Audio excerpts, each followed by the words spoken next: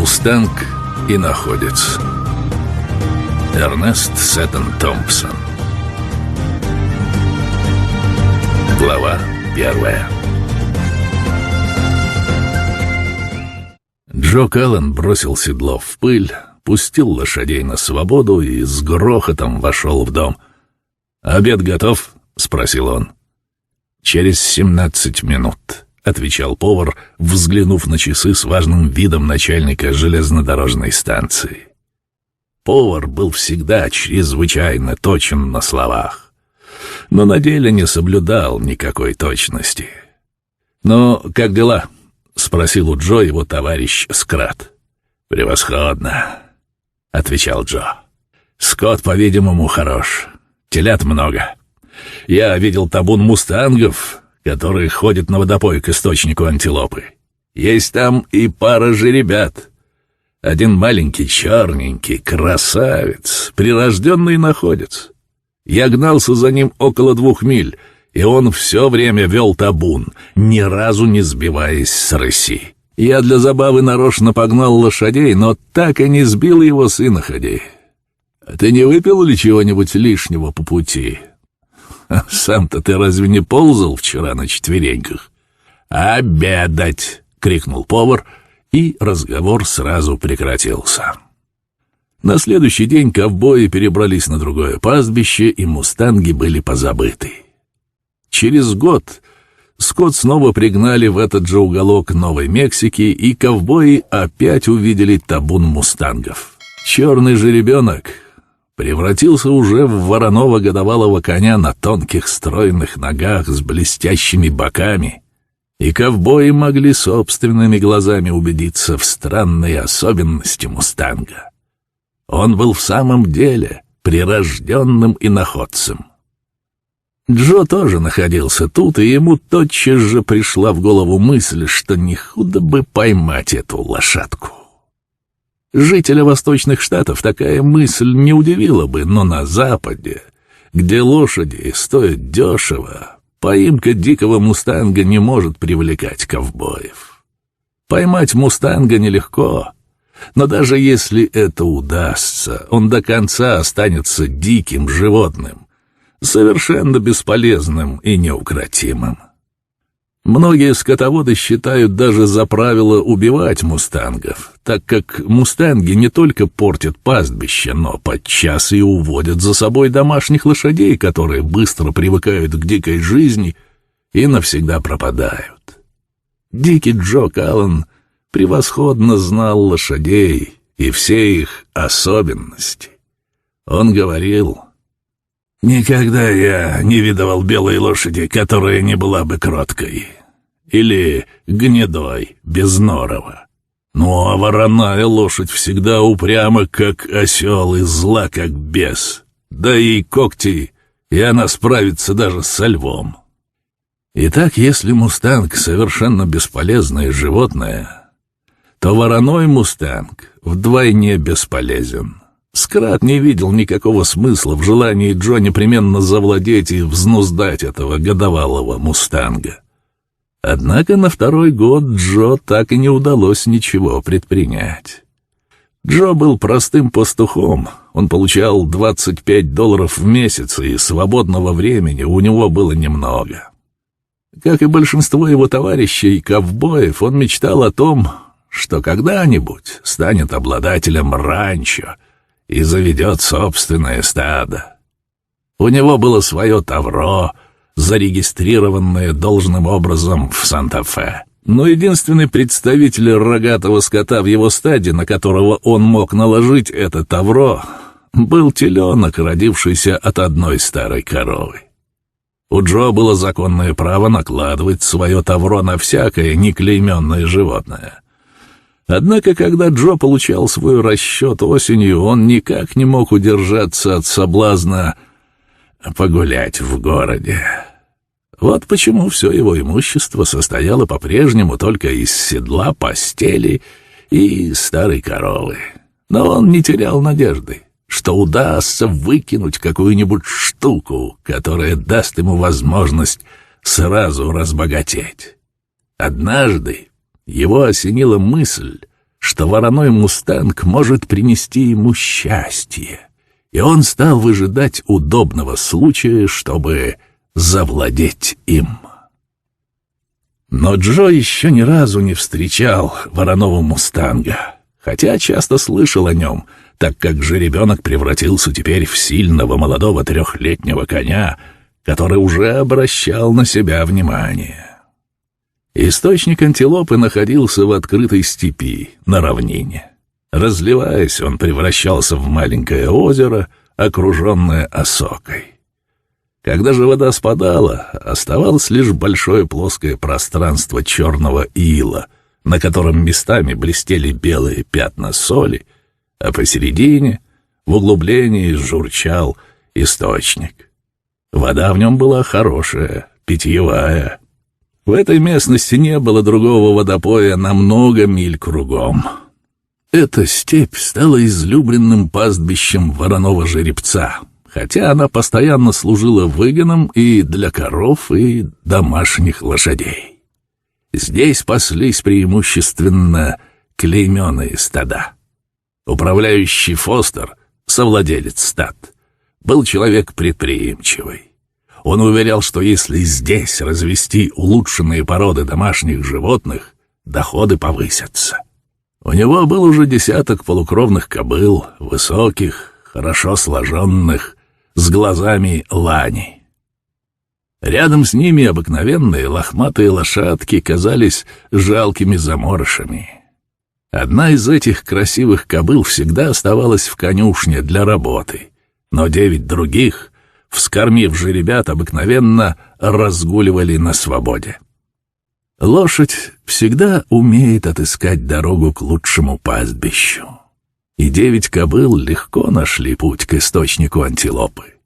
Когда позднее, летом, Фостер с товарищем отправился их разыскивать, он скоро их увидел.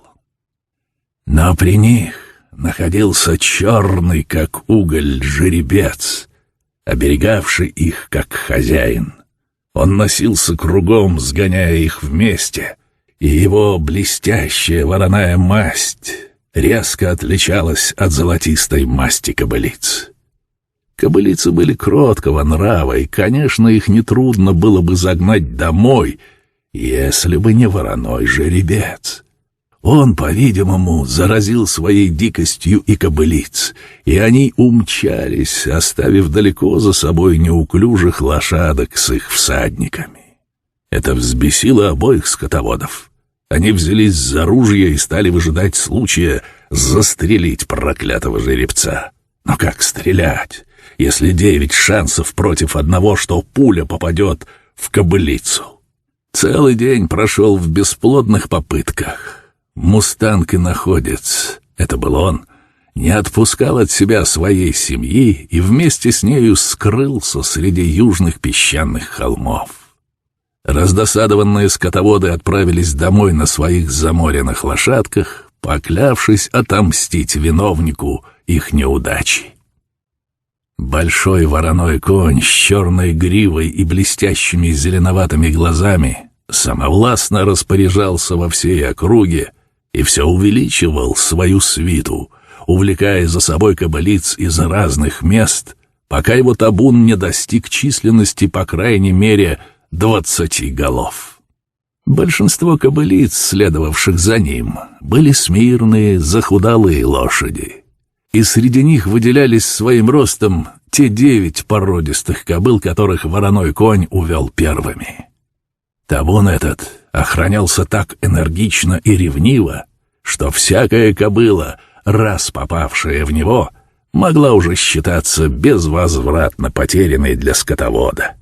И сами скотоводы очень скоро поняли, что мустанг, поселившийся в их области, приносит им слишком большой убыток. Глава 2. Это случилось в декабре 1893 года. Я был новичком в стране, когда выехал с фургоном из ранчо на Пиньяво-Вититосе по направлению к Канадской реке. Провожая меня в дорогу, Фостер сказал: «Смотрите, если вам представится случай увидеть проклятого мустанга, не промахнитесь и всадите в него пулю». Это было первое, что я услыхал об иноходце, и только по пути узнал его историю от моего проводника Бернса. Я сгорал от любопытства. Мне страстно хотелось увидеть этого знаменитого мустанга, и я был несколько разочарован, когда оказалось, что у источника антилопы, куда мы пришли на другой день, нет ни мустанга, ни его табуна. На следующий день, когда мы перешли реку Аламазо-Аройо и снова поднимались к волнистой равнине, Джек Барне, ехавший впереди, вдруг припал к шее своей лошади и, повернувшись ко мне, сказал: «Приготовь ружье. Вон жеребец». Я схватил ружье и поспешил вперед. Внизу во овраге пасся табун лошадей. Среди кобыл стоял большой вороной мустанг. Он, вероятно, услыхал шум нашего приближения и почуял опасность. Он стоял, подняв голову и хвост. Ноздри у него раздулись. Мустанг показался мне образцом лошадиной красоты, самым благородным конем из всех, когда-либо скакавших по степям. И уже одна мысль о том, что этот красавец может превратиться в кучу падали, была мне отвратительна. Джек убеждал меня стрелять скорее, но я медлил. Мой вспыльчивый спутник выбронил меня за медлительность. Сердито буркнув «дай мне ружье», он схватил его, но я повернул ружье дулом вверх, и оно нечаянно выстрелило. Табун встрепенулся. Вороной мустанг заржал, зафыркал и забегал вокруг табуна. Все кобылицы сгрудились в круг и поскакали вслед за своим вожаком. Их скрыло облако пыли. Жеребец скакал то с одной, то с другой стороны табуна. Он следил за каждой кобылой в отдельности и далеко угнал их. Я не сводил с него глаз, пока он совсем не исчез вдали. И, насколько я мог судить, он ни разу не сбился с шага. Джек, конечно, не пожалел крепких выражений для меня, моего ружья и мустанга. Но, несмотря на его брань, я все же с радостью думал о красоте и силе этого вороного иноходца. Нет, я не стал бы портить его атласную шкуру из-за каких-то уведенных кобыл. Глава 3. Существует несколько способов ловить диких лошадей. Один из них заключается в том, чтобы пулей задеть лошадь по затылку так, чтобы на миг оглушить ее, и тогда накинуть на нее лассо. Это называется «смять лошадь». Да-да, я видел сотни раз, как люди ломали себе шею при этом, но не видал до сих пор ни одного мустанга, который был бы смят, — критически замечал Дикий Джо. Порой, если условия местности позволяют, табун загоняется в кораль, загородку. Имея в своем распоряжении хороших лошадей, можно иногда догнать табун. Но самый простой способ, как это не покажется невероятным на первый взгляд, это уходить мустанга, загнать его до изнеможения. Слава знаменитого жеребца, который никогда не сбивался с иноходи в галоп, все возрастало. О нем, о его быстроте, о его поступе и чутье рассказывали самые невероятные истории. Когда же старик Монтгомери из ранчо «Треугольник» вдруг явился в трактир Уэлса в Лейтоне и в присутствии свидетелей объявил, что даст $1000 за этого жеребца, надежно запертого в фургоне, если только, конечно, все эти рассказы не вранье, то с десяток молодых пастухов загорелись желанием попытать счастье, как только кончится срок их договоров с хозяевами, и они будут свободны. Дикий Джо решил опередить всех. Больше нельзя было терять времени. И хотя срок его службы еще не кончился, он провел всю ночь в приготовлениях к охоте. Он взял у приятелей взаймы немного денег и снарядил экспедицию из 20 хороших верховых лошадей, кухонного фургона и запасов провизии на 2 недели для 3 человек. самого себя, товарища Чарли и повара. Покончив с этими приготовлениями, он выехал из Клейтона с твердым намерением уходить чудесного быстроногого иноходца.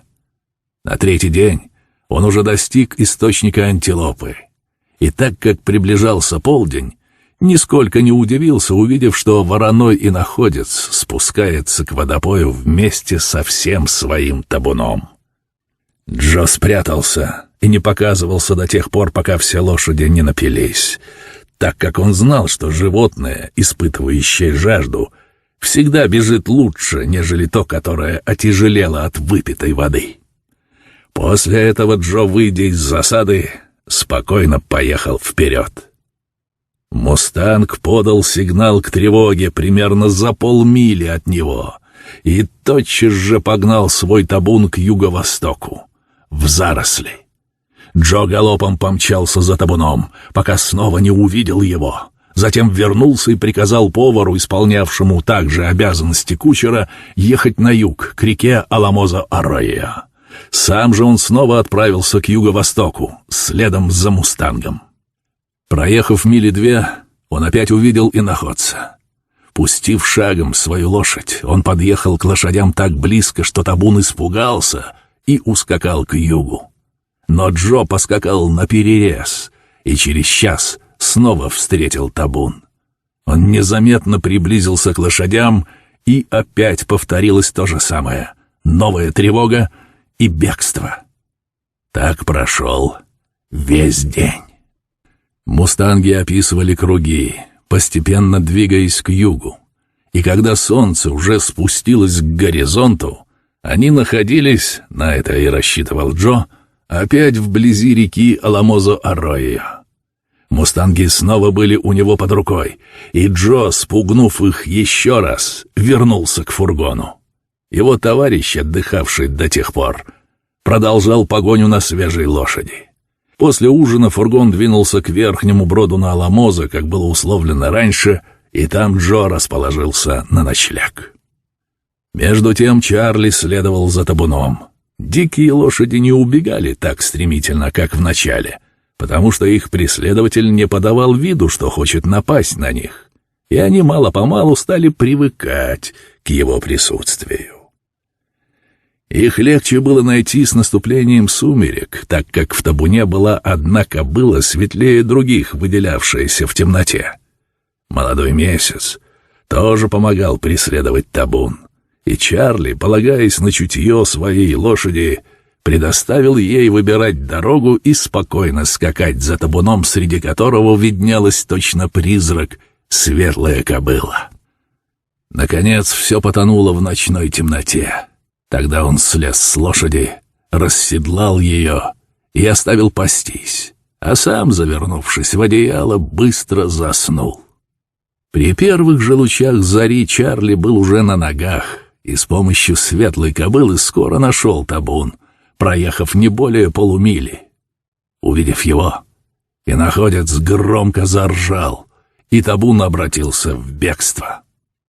Но на первом же пригорке лошади остановились, чтобы посмотреть, кто это так упорно их преследует. Через минуту «Мустанг», решив, вероятно, что он узнал уже все, что ему нужно, распустил гриву по ветру и двинулся вперед своей неутомимой, ровной иноходью, словно черный метеор, увлекая за собой весь табун. Лошади повернули к западу, и после нескольких повторений той же самой игры, бегства, погони, встречи и снова бегства, они достигли около полудня старой сторожевой вышки индейцев. Там их подстерегал Джо. Длинная тонкая струйка дыма дала знать Чарли, что его ждут.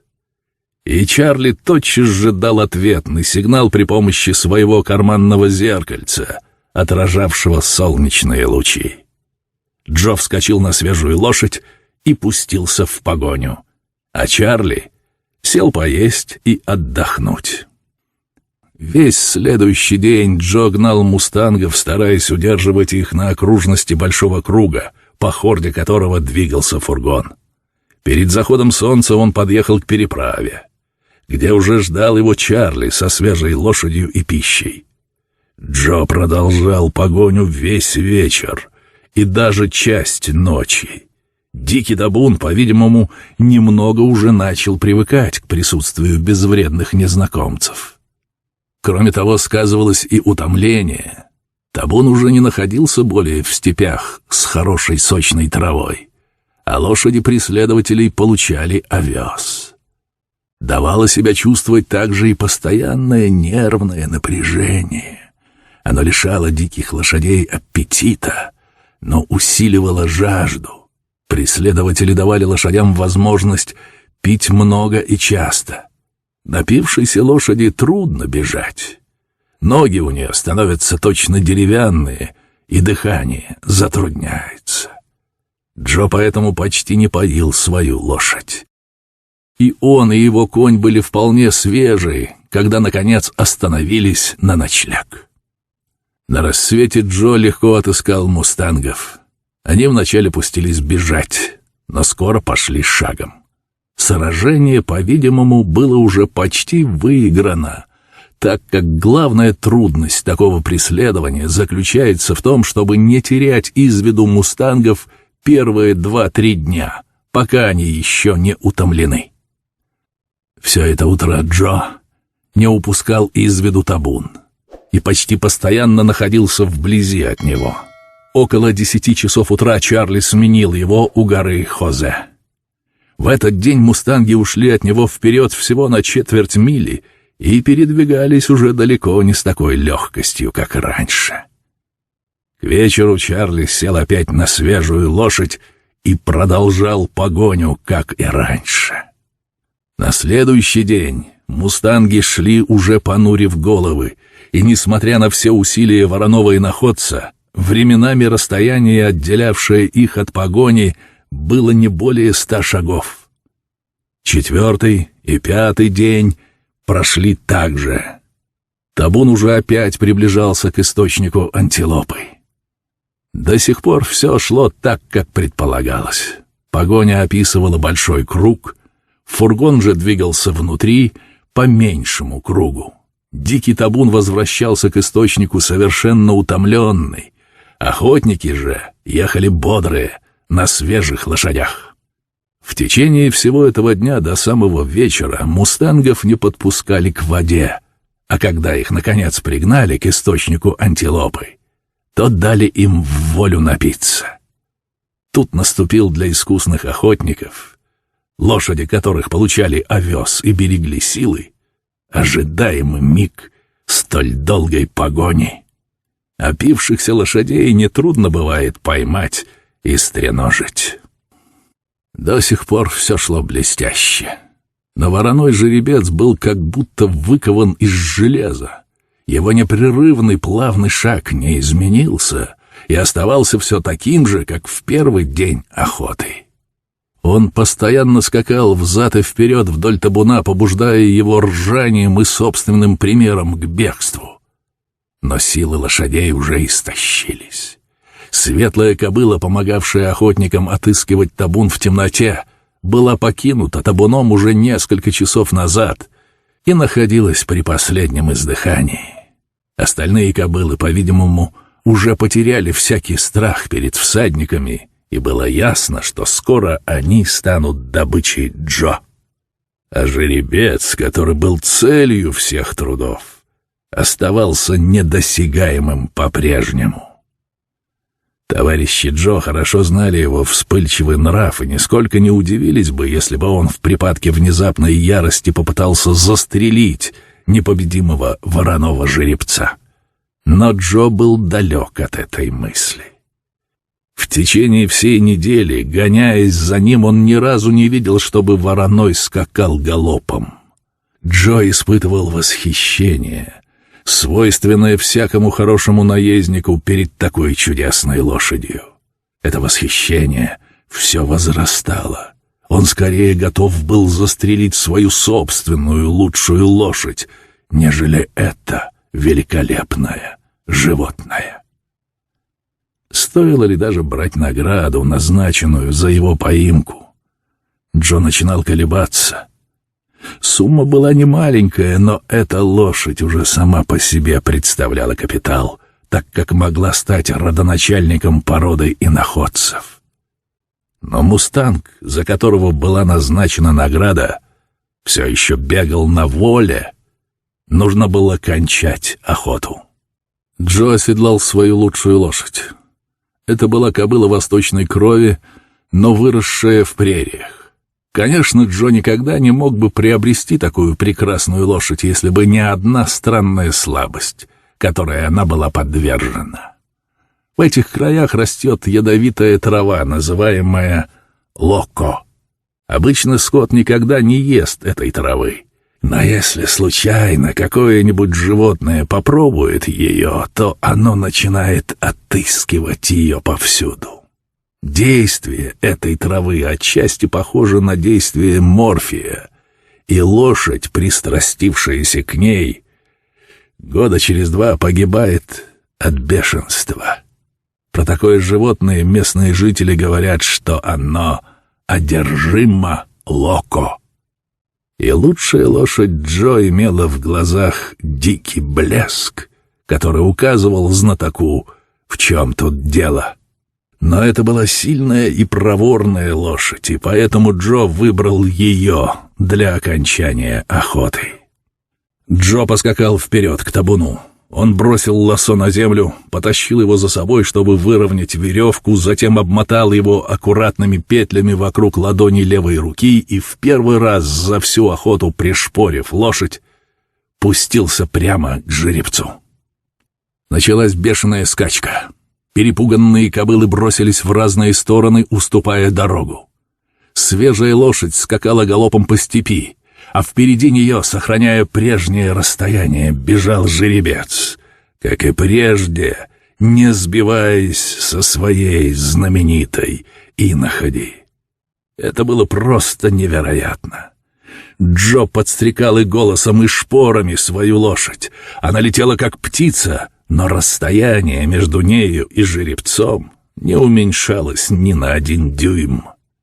Вороной миновал равнину и холм, поросший травой, спустился на предательскую песчаную поляну и оттуда в луговую полосу, где его встретили лаем сурки. Джо скакал вслед за ним. Он едва верил своим глазам. Расстояние между ними и жеребцом не только не уменьшилось, но даже как будто увеличилось. Джо проклинал судьбу, шпорил и понукал свою бедную лошадь и довел ее, наконец, до крайнего возбуждения.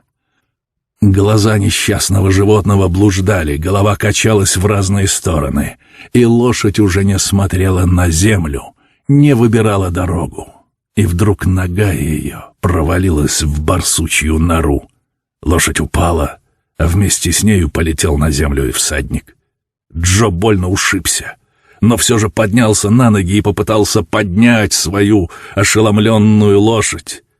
Бедняжка сломала себе ногу.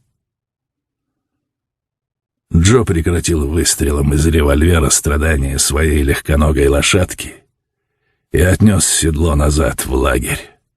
А иноходец, между тем, продолжал бежать, пока не скрылся из виду. Нельзя было все же считать это поражением, так как у них в руках оказались кобылы. Джо вместе с Чарли отвел их в кораль к их хозяину и потребовал хорошей награды. Но для Джо этого было мало. Он мечтал овладеть жеребцом. Теперь, когда ему стали известны все его достоинства, он старался придумать какой-нибудь новый план. Глава 4. Поваром в этой поездке был Бетс. Мистер Томас Бетс, как он называл себя в почтовом отделении, куда являлся регулярно за письмами и денежными переводами, которых никто никогда и не думал посылать ему. Ковбои прозвали его Том Индюшиный след, потому что его тавро имело форму индюшиного следа. Бетс уверял, будто это клеймо носит на своих боках бесчисленные стада коров и лошадей, пасущиеся среди неведомых северных равнин. Когда Бетсу предложили участвовать в этой экспедиции пайщиком, он насмешливо заметил, что лошадей продают теперь по $12 за дюжину. Действительно, в том году лошади стоили очень дешево, поэтому он предпочел получать жалование хотя бы и очень небольшое. Но никто, видевший хотя бы только один раз иноходца, не мог остаться к нему равнодушным. Так случилось и с индюшиным следом. Теперь он сам пожелал сделаться хозяином этого мустанга, однако не знал, как добиться этого. Но однажды он повстречался с неким Биллом Смитом, более известным под кличкой Билл Подкова, потому что тавро его скота имело форму подковы. Поедая мясо и хлеб, запивая его дрянным кофе, Билл Подкова сказал: «Я видел сегодня этого иноходца, да притом так близко, что мог бы заплести ему хвост». «И ты не стрелял?» «Чуть было не выстрелил». «Дурак!» — вмешался сидящий на другом конце стола пастух, владевший тавром двойное «Н». «Я думаю, что этот жеребец будет носить мое тавро еще до новолуния. Тебе придется поспешить, иначе ты найдешь треугольник с точкой у него на боку, когда снова с ним встретишься». «Где же ты встретил его?» «Вот как было дело. Я ехал по степи у источника антилопы и вдруг увидел, что на высохшем иле среди зарослей камыша что-то лежит. Я думал, что это какая-нибудь корова из нашего стада. Подъехал ближе и увидел лошадь, лежавшую плашмя. Ветер дул от нее ко мне, и потому я не мог подъехать совсем близко. И что же я увидел? Это был иноходец, мертвый как пень. Однако он не был вздут, как это бывает с трупом, и я не заметил, чтобы он был ранен. Не ощутил я также и никакого дурного запаха. Я не знал, что и думать, как вдруг вижу, он дернул ухом, на которое села муха. Тут я понял, что он не мертв, а только спит. Тогда я снял веревку и свернул ее. Но тут заметил, что веревка стара и перетерлась местами. Подпруга была у меня тогда одна. Я подумал, что моя лошадь весит около 700 фунтов, а жеребец 1200, поэтому я и сказал себе: не стоит пробовать. Я только порву подпругу, упаду сам и потеряю седло. Я стукнул по луке седла рукояткой плети и... Посмотрели бы вы на мустанга. Он подскочил в воздух, по крайней мере, на 6 футов и бросился со всех 4 ног, фыркая точно паровоз. Его глаза готовы были выскочить, и он мог ускакать прямо в Калифорнию. Он уже там, должно быть, если только не убавил хода.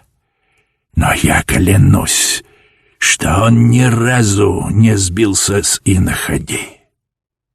Рассказ этот Билл то и дело пересыпал разными крепкими словечками. При этом он усердно жевал и глотал, так как был человек здоровый. Все ему поверили, потому что Билл пользовался репутацией надежного парня, которому можно верить. Из присутствовавших один только старик индюшиный след ничего не сказал, но слушал он, как видно, внимательнее всех, так как рассказ этот подсказал ему новый план. Покуривая свою послеобеденную трубку, он обдумал этот план как следует, но, решив, что ему одному не справиться с ним, посвятил в свою тайну Билла Подкову. Таким образом, составилось новое товарищество для ловли иноходца, или, другими словами, для получения награды в $1000, обещанных за него. Источник антилопы оставался по-прежнему привычным водопоем для мустанга. Уровень воды упал, и между осокой и водоемом образовался широкий пояс высохшего черного ила. В 2 местах этот пояс пересекали тропинки, проложенные дикими животными, приходившими сюда на водопой. Лошади и дикие звери обыкновенно придерживаются таких тропинок. Рогатый же скот пробирается прямо сквозь заросли осоки. Выбрав одну из этих тропинок, оба приятеля взялись за работу и выкопали лопатами яму длиной в 15 футов, шириной в 6 и глубиной в 7. Им пришлось проработать 20 часов без отдыха, так как надо было все закончить в промежутке между двумя водопоями «Мустанга». Работа была очень тяжелая. Когда яма была вырыта, ее искусно закрыли жердями, хворостом и землей, так что она стала совсем незаметной.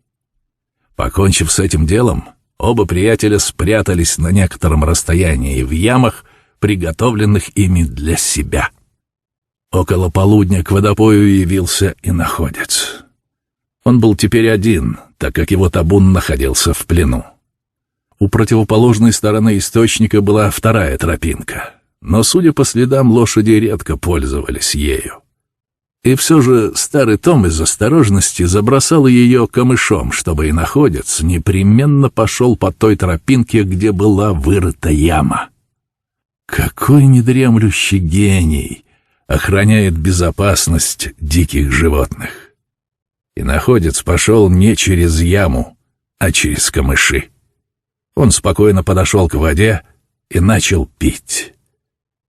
Ловцам оставалось еще одно средство. Когда иноходец наклонил голову, чтобы вторично потянуть воду, Бетс и Смит выскочили из своих ям, быстро забежали в тыл «Мустангу» и выстрелили из револьвера в землю позади него. «Мустанг» понесся своей знаменитой иноходью прямо к устроенной для него западне. Еще секунда, и он должен был попасть в яму. Вот он бежит по тропинке, где вырыта яма. Охотники считают его уже пойманным. Он скоро будет в их руках. Но свершилось невероятное. Одним могучим прыжком иноходец перескочил яму и, взрывая землю копытами, исчез вдали. Он умчался, чтобы не возвращаться больше к источнику антилопы. Глава 5. Дикий Джо был человек предприимчивый. Он хотел во что бы то ни стало поймать «Мустанга», и когда узнал, что и другие тоже добиваются этого, немедленно приступил к выполнению нового плана. Он решил испробовать тот способ, к которому прибегает шакал, чтобы поймать быстроногого кролика, а индеец, чтобы поймать антилопу. Этот старинный способ называется охотой с подставой. Область, по которой бродил «Мустанг-иноходец», представляла собой треугольник в 60 квадратных миль, ограниченный с юга и с севера реками, а с запада — горами. Предполагалось, что «Мустанг» никогда не уходит за пределы этой области, а источник антилопы всегда служит ему главной квартирой. Джо хорошо знал эту местность. Он изучил все ее родники и все ущелья. Если бы он имел в своем распоряжении 50 хороших лошадей, он мог бы распределить их таким образом, чтобы все важные пункты оказались занятыми. Но он смог бы получить только 20 хороших лошадей и столько же хороших всадников. На большее ему рассчитывать не приходилось. Лошадей кормили овсом в течение 2 недель до начала охоты. Затем они были посланы вперед, и каждому из всадников были даны подробные указания, что ему надо делать. Они были на своих местах за сутки до погони. В назначенный день Джо отправился вместе с фургоном к источнику антилопы и, остановившись в стороне в маленькой ложбине, стал дожидаться событий. Наконец он явился, этот черный как уголь жеребец. Он пришел одинокий из-за южных песчаных холмов и спокойно спустился к источнику. Он обошел его сначала кругом, разнюхивая, не спрятался ли там какой-нибудь враг. Затем он подошел к воде в таком месте, где совсем не было тропы, и начал пить. Джо смотрел на него и желал, чтобы он поглотил как можно больше воды, целую бочку. В тот момент, когда мустанг повернулся, чтобы пощипать траву, Джо пришпорил свою лошадь. Мустанг услышал стук копыт, увидел всадника и умчался. Он направился прямо к югу все той же знаменитой развалистой иноходью. Расстояние между ним и его преследователем все увеличивалось. Достигнув песчаных холмов, он помчался дальше, сохраняя свой правильный шаг. Переутомленная лошадь Джо проваливалась в песок на каждом шагу и отставала все больше и больше. Дальше было ровное место, где лошадь Джо могла несколько наверстать потерянное расстояние. Но затем начался длинный спуск, по которому лошадь не решалась бежать во всю прыть и снова стала отставать. Однако Джо продолжал скакать за иноходцем, не щадя ни хлыста, ни шпор. 1 миля, другая, 3, и вот уже вдали виднеются скалы Аридды. Там Джо ждали свежие лошади, и он с новой энергией помчался дальше. Но темная, как ночь, грива развивалась по ветру, отдаляясь от него все больше и больше. Вот, наконец, и ущелье Аридды. Ковбой, карауливший там, спрятался, и мустанг пронесся мимо. Он вихрем пролетел сначала вниз, потом вверх по склону, продолжая бежать все той же неизменной иноходью. Джо, вскочив на свежего коня, помчался вниз, потом вверх. Еще и еще, пришпоривая лошадь, он скакал, скакал и скакал, но не мог сократить расстояние ни на один шаг. Галомб, галомб, галомб. Мерно отбивал копытами иноходец, не замедляя шага. Прошел час, другой, 3, и уже недалеко впереди показался Аламоза Арроя, где Джо ожидала подстава. Он кричал на свою лошадь, он всячески понукал ее. Вороной жеребец мчался как раз к намеченному месту. Но, не добежав до него последних 2 миль, он вдруг, точно повинуясь какому-то странному предчувствию, свернул влево. Чувствуя, что мустанг ускользает, Джо, что есть силы, гнал свою измученную лошадь, стараясь во что бы то ни стало опередить его. Это была чрезвычайно трудная скачка. У Джо прерывалось дыхание, кожа седла скрипела при каждом прыжке. Летя наперерез, Джо как будто начал нагонять иноходца. Тогда он взял ружье и стал выпускать пулю за пулей, чтобы поднять клубы пыли, чем, наконец, вынудил иноходца свернуть направо, к переправе. И вот они спустились к реке. Мустанг понесся дальше, а Джо соскочил на землю. Его лошадь уже окончательно выбилась из сил, проскакав 30 миль, да и сам Джо чувствовал себя не лучше. Глаза у него воспалились от едкой пыли, и он, почти ничего не видя перед собой, махнул рукой Тому и крикнул, чтобы он перешел вброд через Аламозу и продолжал погоню. Новый всадник понесся вскачь на свежей крепкой лошади вверх и вниз по волнистой равнине, а вороной жеребец мчался перед ним. Он весь покрыт был пятнами белоснежной пены, а шумное дыхание и бурно вздымавшиеся бока явно указывали, что ему тоже приходится нелегко. Но он все-таки продолжал мчаться. Сначала Том как будто выиграл расстояние, но потом стал отставать. Но тут его сменил другой всадник на свежей лошади.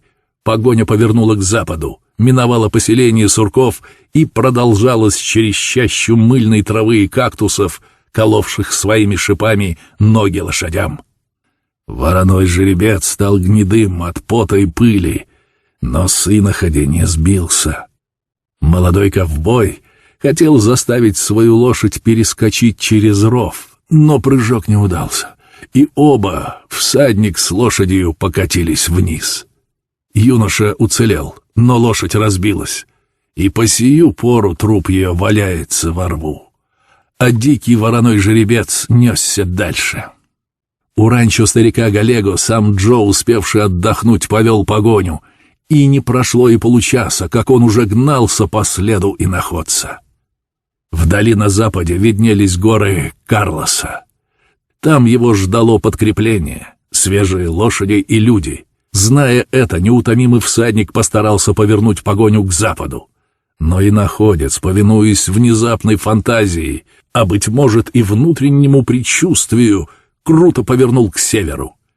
Его неутомимый, искусный преследователь продолжал мчаться за ним, крича и подстрекая свою лошадь и поднимая выстрелами пыль. Черный метеор понесся вниз по склону холма, и Джо не оставалось другого выбора, как только следовать за ним. Тут началась самая трудная и мучительная часть погони. Джо, жестокий к мустангу, был еще более жесток к своей лошади и к себе. Солнце жгло немилосердно, раскаленная степь заволоклась, словно дымкой от палящего зноя. Глаза Джо горели, и губы потрескались от соленой едкой пыли, а охота все продолжалась. Единственный шанс на успех заключался в том, чтобы загнать мустанга назад, к большой переправе на реке Аламозо-Арроя. Впервые за все время погони Джо начал подмечать признаки утомления у вороного жеребца. Его хвост и грива уже не развивались, как раньше, и короткое расстояние в полмили, отделявшее его от Джо, уменьшилось наполовину. Но он все же был впереди и бежал все той же иноходью.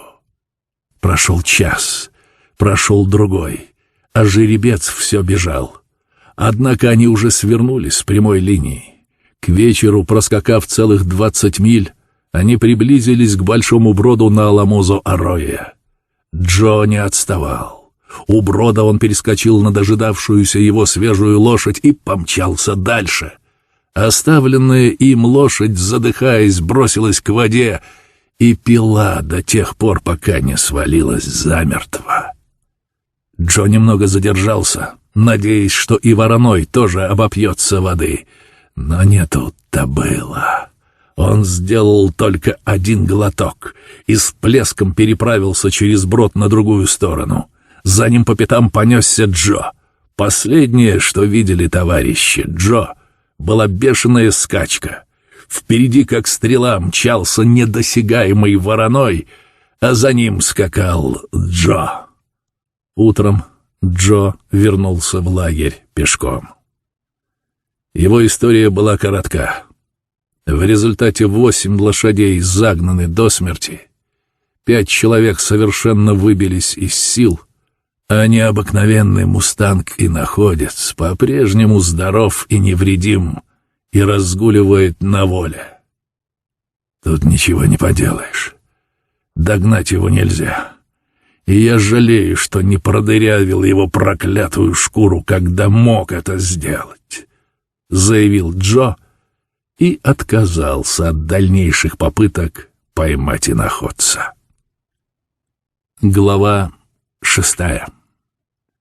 В этой последней экспедиции поваром опять был старый индюший след. Он следил за погоней с таким же интересом, как и все другие, и когда Джо потерпел неудачу, он только ухмыльнулся, заглядывая в котел, и проворчал себе под нос: «Будь я проклят, если этот мустанг не будет мой». От постоянного преследования иноходец одичал еще больше. Но он все-таки неизменно возвращался к источнику антилопы.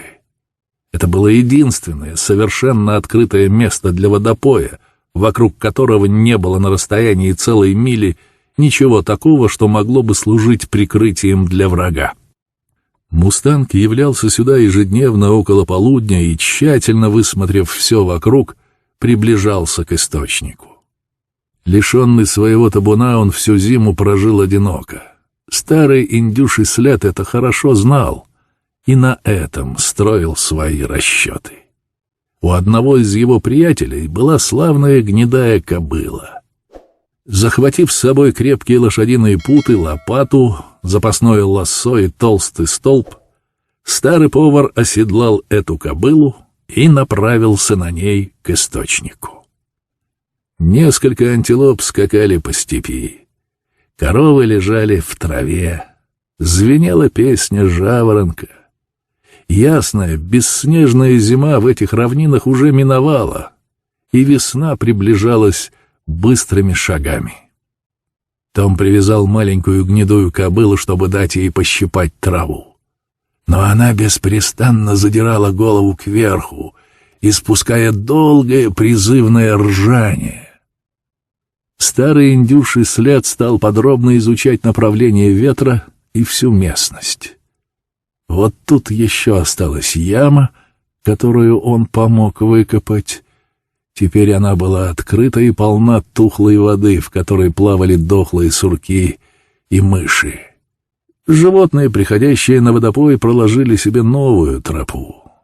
Выбрав поросшую осокой кочку среди ровной зеленой полянки, повар прочно вкопал в нее столб, затем вырыл яму, достаточно глубокую, чтобы можно было в ней спрятаться, и разостлал на дне ее свое одеяло. Укоротив путы маленькой гнедой кобылы так, чтобы она едва могла двигаться, он растянул на земле лассо, привязал его длинным концом к столбу и прикрыл веревку землей и травой. Покончив с этим, он залез в свою нору. Около полудня, после долгого ожидания, призывно ржавшая гнедая кобыла наконец дождалась ответа. С высоких холмов на западе раздалось точно такое же ржание, и чернее на фоне неба появился знаменитый мустанг. Он приближался своей мерной развалистой иноходью, но часто подозрительно останавливался, осматривался и подавал голос. Ржание кобылы, вероятно, находило отклик в его сердце. Он подошел еще ближе, опять заржал, но вдруг встревожился и стал бегать большими кругами, вероятно, чтобы узнать, нет ли поблизости врага. Но тут гнедая кобыла снова заржала.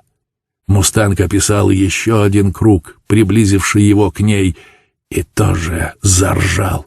И ее ответ, по-видимому, заглушил все страхи, и сердце его загорелось. Он горцевал, приближаясь к Солли, гнедой кобыле, пока не прикоснулся носом к ее носу. Переступая с ноги на ногу и горцуя вокруг Солли, он на миг ступил задней ногой в роковую петлю. Том быстро дернул веревку, петля затянулась, и мустанг был пойман за ногу. Страх удвоил силу коня. Он отпрянул, но веревка не пустила его, и он свалился беспомощный, побежденный. Безобразная, маленькая, сгорбленная фигурка старого Тома вынырнула из ямы. Он победил великолепное создание природы. Мощная сила коня оказалась бессильной против ума и изобретательности маленького слабого старичка. Мустанг фыркнул и отчаянно боролся, стараясь вырваться на волю, но все было напрасно. Веревка крепко держала его. Том быстро бросил второе лассо, которое обмотало передние ноги мустанга. Затем искусным движением Том стянул ему все ноги вместе. Разъяренное животное через минуту лежало на земле, беспомощное и связанное, как боров. Несчастный иноходец продолжал биться еще долго, пока окончательно не изнемог. Все тело его сотрясалось от судорожных рыданий, и по морде скатывались слезы. Том стоял и смотрел. И в душе этого старого пастуха происходило что-то странное. Он весь дрожал с головы до ног, чего не бывало с ним с тех пор, как он в первый раз бросил лассо и поймал своего первого быка. И теперь он несколько минут не мог двинуться с места, и только стоял и смотрел на своего замечательного пленника. Однако чувства эти скоро рассеялись. Том оседлал свою кобылу, сыгравшую роковую роль, и, взяв новое лассо, надел его мустангу на шею. Он поставил кобылу возле жеребца. Уверенный, что мустанг уже больше не ускользнет от него, Том хотел распустить веревки. Но тут ему в голову пришла внезапная мысль. Ведь он совершенно забыл про одно важное обстоятельство и начал дело, не имея всех нужных приспособлений. По законам Запада дикий мустанг становится собственностью того, кто первый наложит на него свое тавро. Но как это сделать теперь для доказательства своих прав на этого иноходца, когда ближе, чем за 20 миль не найти прибора для клеймения скота? Однако старый Том был изобретателен. Подойдя к своей кобыле, он по очереди осмотрел ее копыта и каждую подкову. Действительно, одна из подков некрепко сидела и немного шаталась. Том стал ее раскачивать и отделять от копыта, пока, наконец, не сбил совсем. Найти топливо для костра на этой равнине было нетрудно. Хворосту и сухой травы было достаточно, поэтому можно было быстро разложить костер. Том взял подкову, завернул один конец в свой носок, а другой раскалил до красна на огне. Сделав это, он приложил ее к левому плечу беспомощного мустанга и выжег на нем грубое клеймо индюшиного следа. Свое клеймо, впервые примененное по назначению.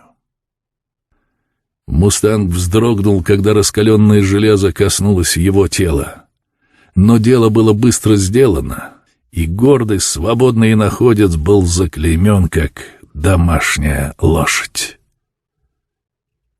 Теперь оставалось только отвезти его домой. Том распустил веревки. Мустанг почувствовал это, вообразил, что он уже свободен. Он вскочил на ноги, рванулся, но тотчас же опять повалился. Его передние ноги были крепко связаны вместе, и он мог двигаться только подпрыгивая. Когда он пытался бежать, связанные ноги мешали ему, и он падал.